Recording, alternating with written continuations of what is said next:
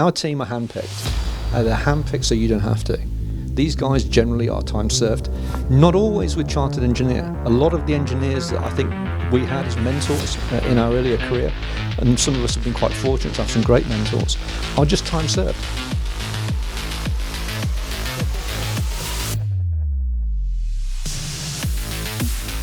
Hello and welcome to another edition of the MTD podcast. This one being filmed today here at our studios in Northamptonshire.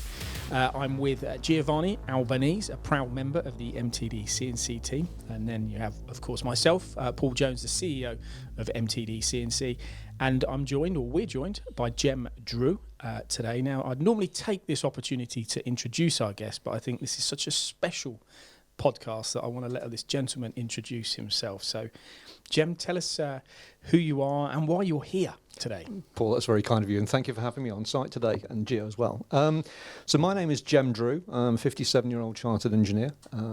Basically been involved in engineering all of my life. My dad was a toolmaker, and said for the last sort of 40 years actually working in various different ends of the business, from CAD design right the way through to end product design. So yeah, I'm really here to talk about what I've built, what I hope will be a bit of a game changer for the industry, and hopefully something that will, as you say, make a significant difference to engineering in the UK. Okay, now this is, as I say, it's a special podcast because we're going to talk about what you have created, and I think this is the perfect opportunity to explain what you've done, what you're bringing to industry, and what it's going to do for not just our viewers, but people around the country and companies. Okay, just starting from the top, one of the biggest issues I think we all agree on is in the UK at the moment, skills are in such a short supply and taking such a high premium at the moment that we're struggling to be able to grow and develop our businesses. For me personally, being a business owner for many years, I struggled to hire within a 30-mile radius. Trying to get the right skills is always a difficult scenario. So really what I wanted to try and do is build something which was built for SMEs, built for small businesses in the UK, built around what their needs are and against a backdrop of trying to share the CEO's pain to ensure that we can actually then develop the businesses and actually create value. So the whole principle of actually working in a different way to how we've been working over the last sort of 30, 40 years and develop something which is really cognizant of what industry needs right today, which is basically skills on demand.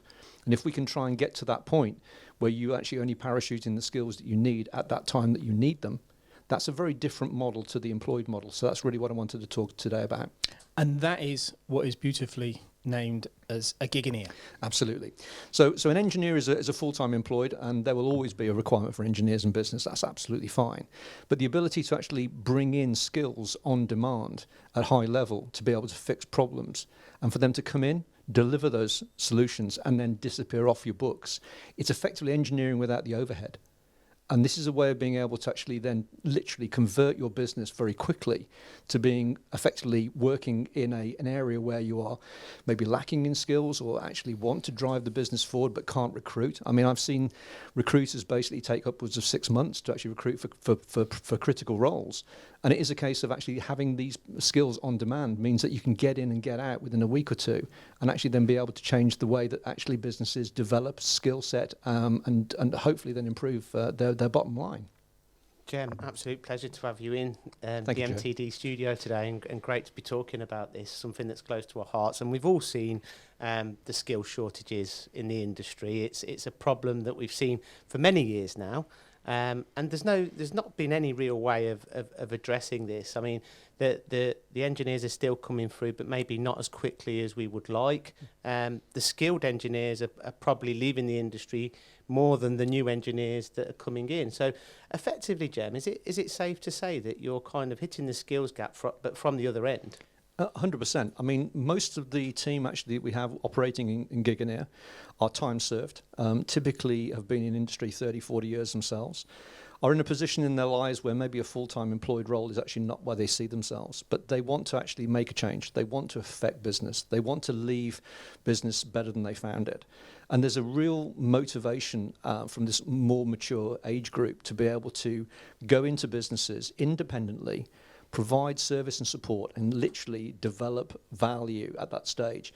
but equally using the opportunity whilst they're in these businesses to help train, help develop and upskill, and actually impart the knowledge that they've created over that 30, 40 years to the younger age group, as well as actually the management team as well. Because in a freelancing domain, you sort of know what you know. But if you were imagining a community of freelancers, suddenly you then have the opportunity to have a full end-to-end solution. And this provision means that basically we can go in and do quick value, high win solutions and literally do it from every stage of the process, from design to CAD development, utilizing that sort of technology to be able to create, sort of marketing literature, for example, 3D renders, these sorts of things, right the way through to process optimization, tooling designs, jigs and fixtures, those sorts of bits and pieces. So it's all important short-term quick wins which will allow you to make a difference to your business. I mean, I love the name, I love the brand. I think it's absolutely perfect. I mean, in this day and age, people don't even know what an engineer is. They've got so many different kind of opinions of what that means, whether it's someone that fixes your car, an electrical engineer, so on and so forth. Absolutely. And it's something that we need to address also. Through our own experience of visiting many engineering companies around the UK, one of the biggest things that we see and hear all the time is we haven't got enough skilled people. And in a lot of circumstances, it's actually stopping them from investing in new technologies because they just haven't got the skill or the resource to be able to take on that next project. Or for example, a company might want to get into aerospace work, but they haven't got the people to get the right aerospace accreditations or to implement the right processes. Is this the kind of examples where a Giganeer could help? Absolutely. And there's a classic example of one company actually based in Sturchley in Birmingham, I believe we're going to be talking to actually in the next few weeks. These guys basically are involved actually in bespoke door handle manufacturing. It's a company called Instinct Hardware.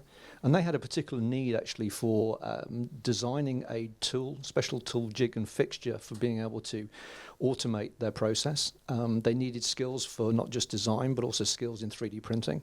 They needed skills that were able to be catapulted in quite quickly.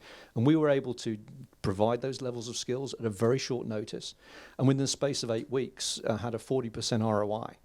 And the interesting thing with most businesses, they get worried about maybe working with outside contractors and freelancers because there's a worry about the level and the timing of the engagement.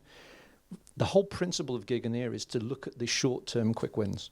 We're looking to get in, deliver the solution and get out. The reason for that, it's aligned to CEO outcomes, it's aligned to business outcomes, and effectively for us, it's like a flywheel motion. So the idea of getting in and getting out is really crucial to us, because the more time we can do that, the better we can actually then deploy the resources more across the UK. So there's no fixed overhead to that business either. So that's so advantageous. To me, it seems like it's going to be a game changer for our industry, and there must be so much demand, Paul. Would you agree? Yeah, I always try, and probably wrongly or rightly, try and look at the risks involved and the potential obstacles. And one I would bring up, and I'd be interested to hear your answer to, is often we go in companies and people are very opinionated on how they are already doing things correctly. They're already doing things in the best way they can, and they're resistant of change. And you might look at a component, a part, and we might think there's a lot better ways of doing that because of our experience and the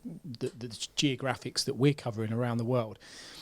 I just wonder whether there's going to be, I'm doing that in the best way I can. How do we get this message across to people that actually there's kind of no risk to them, and there's an opportunity for improving their business with a Giganeer? It's a very interesting issue that. A lot of the answers that are actually in the public domain right now are people trying to cascade their skills across business and trying to tell business owners that they're doing it wrong. I work from the premise that most CEOs run their own businesses and do it right. What they're struggling with is the ability and the additional bandwidth that's necessary to get them across the line. So often, most of the best stories and most of the best opportunities actually come from businesses themselves, just not having the ability to execute against them. So in simple terms, we don't go in and try and tell a business what you're doing wrong. Okay, we don't try and boil the ocean here. We go in and we actually then talk to them about their business. And if they've got a specific need, If we can uncover that need and uncover a short time frame over which that need can be realised and actuated on, that's what we do.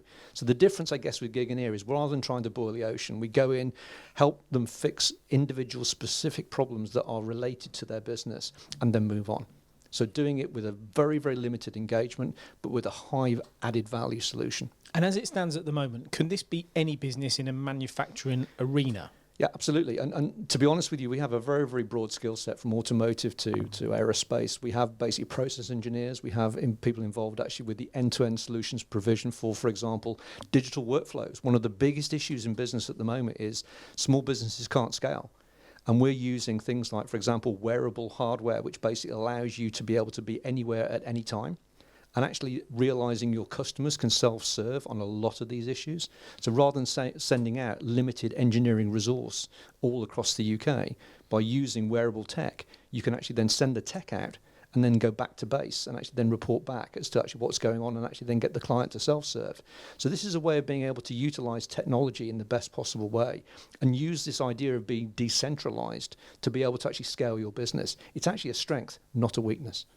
I absolutely love the points that you've just raised, and I think that your point, Paul, is so valid. I mean, you don't know your problems if you don't know. You've been doing something for such a long time. There's a tunnel. There can often be this kind of Absolutely. Tunnel vision. This is how we've done it. This is how we've always done it.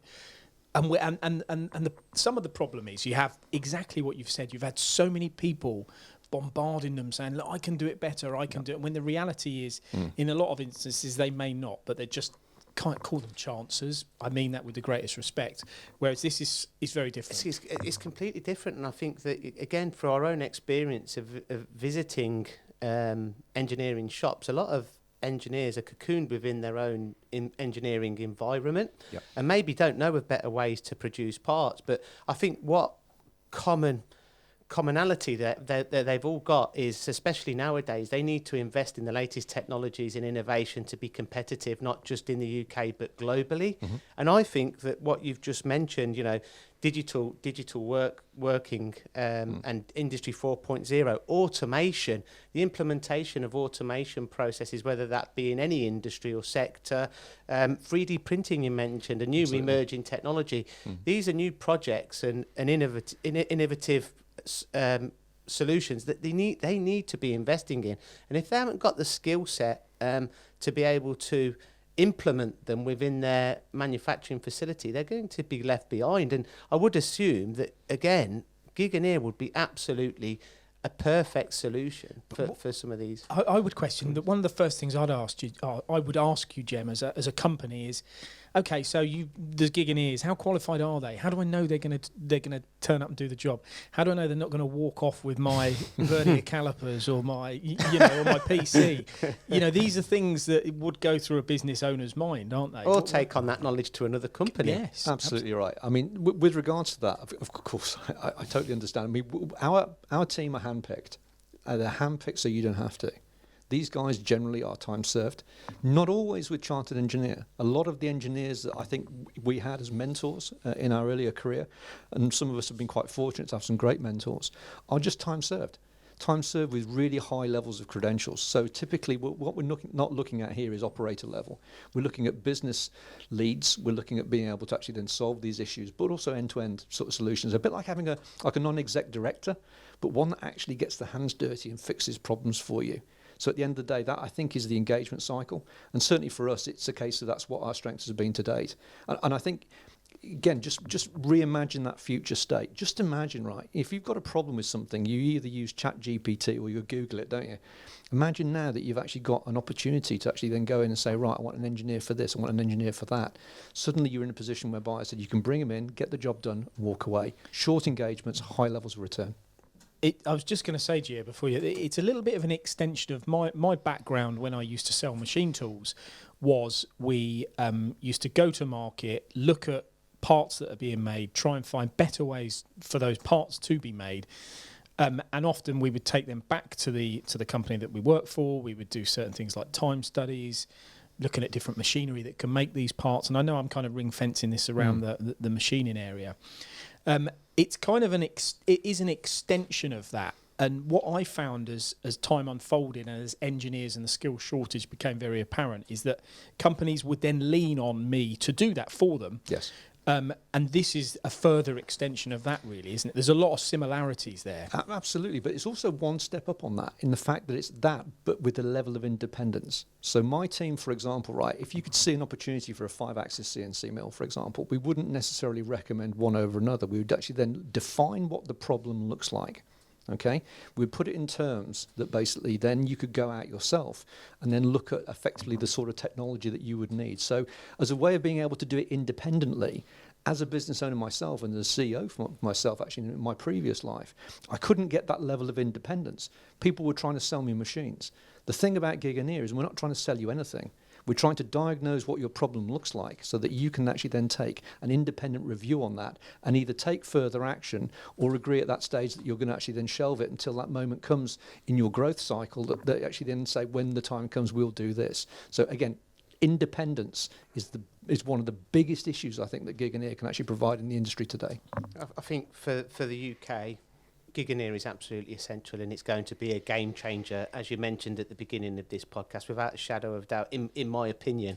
And in regards to the onboarding process, what does this look like? So I'm the owner of an engineering company. I want to improve a process. I want to implement an automation cell, so on and so forth. Sure. What would the onboarding process look like, and how does it work? Sure. So for the onboarding process for a client, rather than actually one of our team, is that generally we would actually then engage in a 20 to 30-minute chat with you to actually try and uncover what the issues are. And clearly, if there is a potential for a short-term quick win, which we can actually then deliver on, then obviously, clearly, we'll engage. If we feel at that stage that there is no clear quick win that we can actually then look at for you as a client, we'll actually decline or refer you on to some other sort of resources that we can move on. We come on the benefit of not having to engage. It is a case of very much how we work together collaboratively. And I don't know whether you're like me, but I would rather actually engage with somebody who said, actually, I don't know the answer to that one, but you may want to go and have a chat with X, Y, Z. For us, it's a case of honesty actually is the most important part of this process. So for us, the engagement cycle is a quick 20, 30-minute discussion. If we can find and we engage at that stage, then we'll take it to the next level. The next level normally is the requirement of building a statement of work. That statement of work falls outside IR35, so it basically makes it very, very easy for manufacturing companies to engage. And nominally, there's a charge of £1,500 plus VAT. What that does is creates a recipe for success. Normally, that actually is associated with an on-site visit with a client, where we actually then talk about the issues, refine the actual solutions, and at that stage then create what is effectively a recipe for success. Now, at that stage, you can either choose to go through Giganeer to deliver that recipe, or you can do it independently. So for us, it's a case of providing independent advice and support for your business, which is not framed by us trying to sell you a machine. It's framed in, from our experience, this is what we would do. And then you'll have the benefit of all of the team behind you saying this is actually an authenticated solution. So how would you pick the right team for the job? Okay, so what we have about 200 engineers, 200 Giganeers basically behind the scenes. And what we do, we look at building cross-functional teams. So the idea here is that if, for example, you have an automotive client, obviously the initial first stab will be looking at those who actually have an automotive background, but that doesn't necessarily mean that they have got the best skill set to provide the solution. So what we would generally do is maybe pull 1, 2, or even 3 Giganeers together to provide a full end-to-end solution. But you don't have to worry about that. We just aggregate the skills according to your need. At that stage, we then deliver that through one particular Giganeer who will be responsible for project managing it from start to finish. So it's a simple case of you have a single point of entry, a single person to basically build a rapport with, and at that stage, basically knowing that the resources that independent individual has is a team of almost 200 Giganeers behind the scenes that he can pull on to actually then provide that level of support and help. Is this possible? Because I think this, for my point I make about where people think that they're doing everything right and there is no room for improvement in certain processes, is there a way of engaging with your services, with a Giganeer and saying, do you know what, I think I'm doing everything right, but I don't know. Come and show me that I'm not. You know, is that something that rather than coming to you with a specific problem, I can go, do you know what? I think we've got it absolutely spot on here. I think we've got the right inventory, the right machinery, the right processes. But you may tell me different. And if you can, we'll work together. Absolutely. I mean, we engage typically at multiple levels, and that can be one of them. For us, it's a case of we would welcome the opportunity to do an on-site. We would actually do what we call a walk the line. We'd take a look at what your processes look like. And of course, we would make an independent assessment of that. But generally, we would also then try and discuss with you before we engage, what are the areas that you're looking to improve? And I would suggest that most CEOs don't take the view of we're perfect. Most CEOs do understand that they have issues in their business, whether that be a people issue, whether it be a process issue, whether it be a skills issue, whatever. And what we can then do is we can actually then put them in the direction of travel that is necessary, but like a non-exec director, but actually a non-exec director that understands business and understands that and might have 30 or 40 years of relevant experience, maybe in a different sector, but maybe in the same sector. And for us, it's being able to actually then join those dots for you. Because one of the things that we're focusing on heavily here is the technical aspect. Sure. What about from a commercial perspective? Because as a business owner, Sure. let's say, for example, I make 300 of these a day. Mm-hmm. I want as much profit as I can out of that, Sure. and I want it turned into cash as quickly as I possibly can. Sure. And they're the two most important things to me. Mm-hmm. Does that come into it too? Yeah, absolutely. I mean, one of the examples, as I mentioned earlier with Instinct Hardware, is actually looking at the way that they actually process. And we actually map that out and looking at ways that we can do things in cycle, looking at ways that we can actually improve the process with regards to actually limiting the number of touch points. And there's a whole range of different solutions and scenarios. I think there is no one quick answer in this. And I think the great thing about Giganeer is that we've got a very, very broad group of engineers, female, male, young and old, who actually bring a dynamic to the decision-making process. And I think what that does, when you're a business owner in an engineering or manufacturing business, life can be very lonely. You don't really know who you can trust. And I think for us, we've been there, we've seen it. And if we as a collective can actually make you better, and actually then engage quickly with you to make that better. For us, it's actually not just the value we create, but it's actually the relationship we build with you as well. And what we're finding is most of the engagements that we're having, even though they're only anywhere between, I think the shortest is actually 48 hours through to an 8-week delivery. We're not looking much beyond about 8 weeks with a typical delivery for ourselves.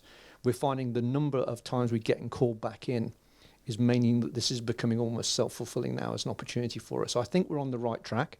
It's just a case of how do we scale this nationally. And the whole idea of Giganeer is to become a national resource for engineering and manufacturing to be able to pull on as and when they need. I think we'll be seeing a lot more of Giganeer on MTDCNC channels over the coming months and years to come, which is really exciting.